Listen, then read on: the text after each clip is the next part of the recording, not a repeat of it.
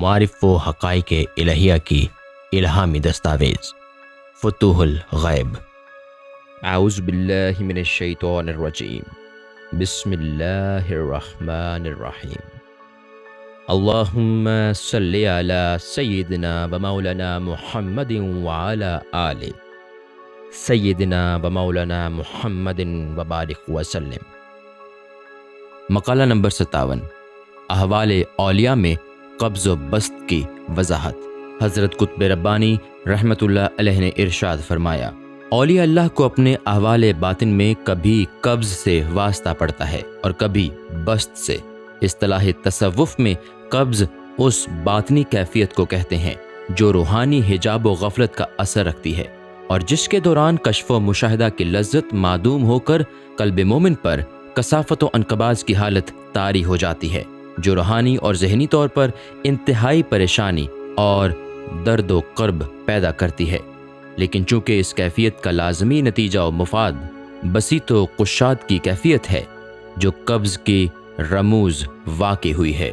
لہٰذا اولیاء اللہ قبض کے ناگوار اور درانگیز تاثرات کو خوشی سے برداشت کر لیا کرتے ہیں۔ پس قبض کی کیفیت اثر و نتیجہ کے لحاظ سے بہرکیف ارتقاء روحانی اور بیش از بیش سکون و اطمینان کا باعث ہوتی ہے، لہٰذا اس سے مکمل استفادہ کی تلقین کی گئی ہے۔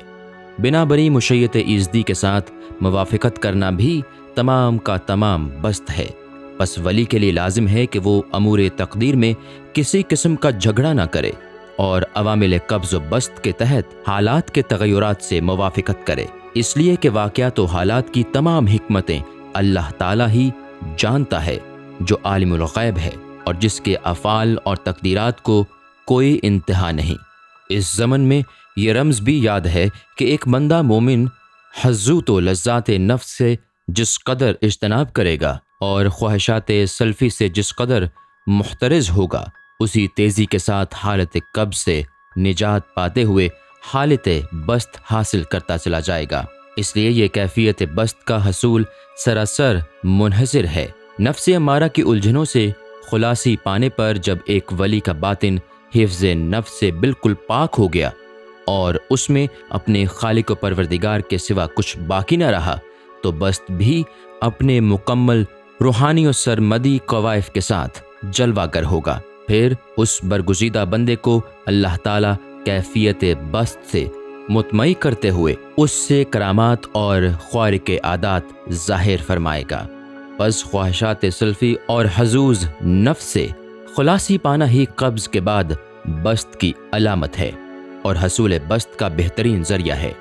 یہ وہ رتبہ ہے جہاں عرض حاجات کے لیے بندہ کی طرف سے خدا کے حضور سوال کرنے کی ضرورت ہی نہیں رہتی، بلکہ خطاب و کلام کے بغیر اللہ تعالیٰ خود ہی بندہ کی مشکل کشائی اور حاجت روائی فرماتا ہے۔ اگر یہاں یہ اعتراض کیا جائے کہ یہ کلام اور عقیدہ زوال تکلیف شرعی پر، دعا و التجا کے فقدان پر اور زنقہ یعنی خروج از شریعت پر دلالت کرتا ہے، کیونکہ یہ اللہ تعالیٰ کے اس ارشاد کا رد کرتا ہے کہ اے پیغمبر، اپنی تمام زندگی آخری دم تک اللہ تعالیٰ کی عبادت اور ذکر و دعا میں مصروف رہ۔ تو ہم حسب شریعت اس اعتراض کا جواب یہ دیں گے کہ جب ایک ولی اللہ نفس امارہ کی پیروی سے کلی طور پر نجات پاتے ہوئے بہما وجوہ رضائے الہی میں فنا ہو جاتا ہے، تو وہ بذات خود قضائے الہی یعنی مشیت خداوندی بن جاتا ہے، اور اس کی گفتار و التجا کے بغیر بھی محض اس کے ارادہ اور نیت و توجہ کے تحت عجائب و غرائب ظہور میں آتے ہیں،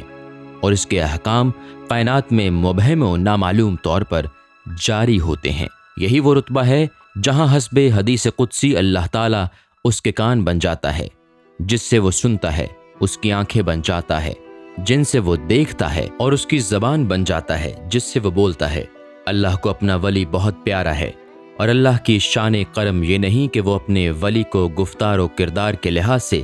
کسی گمراہی یا تباہی کے راستہ پر ڈالے، بلکہ اللہ تعالیٰ اس کے ظاہر و باطن کی حفاظت فرماتا ہے اور اس کی سلامتی کے لیے حدود شریعہ کی حفاظت و مطابعت کی اسے توفیق عطا فرماتا ہے، اور سب سے بڑھ کر یہ کہ اوامر الہی کی اطاعت اور نواہی سے پرہیز اس کے احوال کی سلامتی کے ضامن ہوتے ہیں اور اس کے لیے بسیط و کشاد کے فوائد کو مستقل کرتے ہیں، اور اسی طرح وہ اللہ کا ولی قرب خداوندی میں فائز المرام ہوتا ہے، جیسا کہ اللہ تعالیٰ نے فرمایا، اور اسی طرح ہم نے اپنی حفاظت و اعانت سے یوسف کو گمراہی و بدکاری سے محفوظ رکھا، بلا شبہ وہ ہمارے مخلص بندوں میں سے ہیں۔ نیز فرمایا، اے ابلیس، میرے مخلص اور برگزیدہ بندوں پر تو ہرگز غلبہ نہیں پا سکے گا،